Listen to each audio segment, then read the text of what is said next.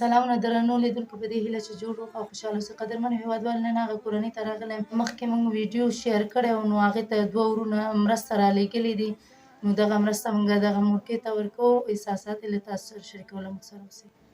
السلام علیکم. وعلیکم السلام. څنګه شکر دی مور جانې خپله ښه یې؟ څنګه یې مورې غریبي سره؟ بس غریبي د والش کول دي بس ناستې د الله یې دی. لور دې اوس څنګه کار کوي یا نه؟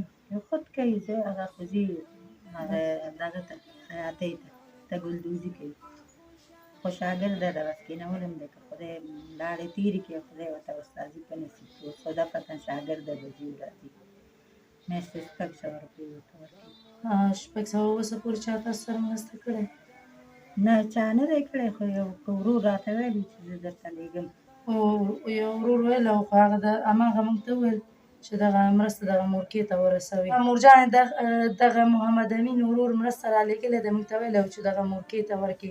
دغه پیسې والې او وشمارئ.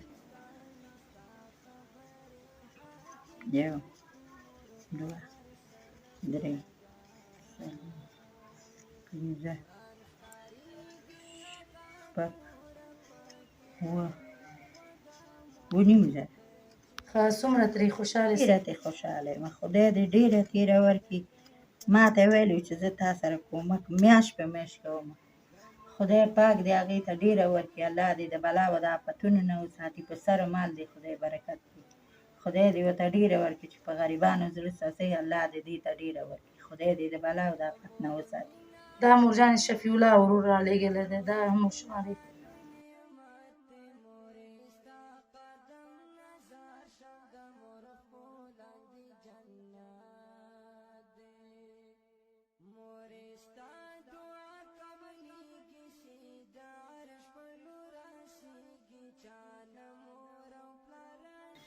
څو روپۍ دي؟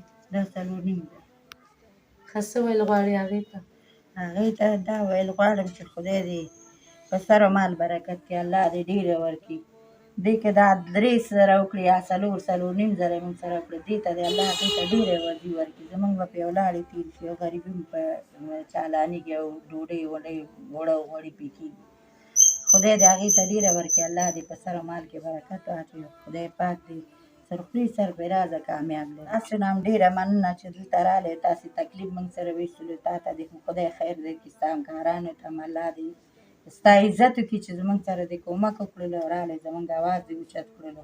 خدای دې تا بې آب و بې پرده نه کړي. الله دې تا ته یوازې د دې درکړي ډېره زیاته چې تا موږ سره کړی تا سره دې الله وکړي. خوشحاله اوسئ. د هغې ورونو څخه نړۍ مننه کوم چې له دغې مورکۍ سره مرسته کوو ځکه چې دغه ډېر زیات مشکلات کې وو. یو خو کونډه دی او بل لور یې چې دی خیاطي کوي په 600 نو د کورنۍ سرپرست نشته هماغه یو لور یې دی. نړۍ مننه کوم د هغه 2 ورونو څخه چې یو محمد امین ورور او بل شفیع الله. الله دې ورته ډېره ورکړي او په عمر کې برکت واچوي. نو هیله کوم چې تاسو هم مرسته وکړئ. که چیرې غواړئ مرسته وکړئ نو زما د وټساپ شمېره ده 080 200 283 د لیدو څخه مننه.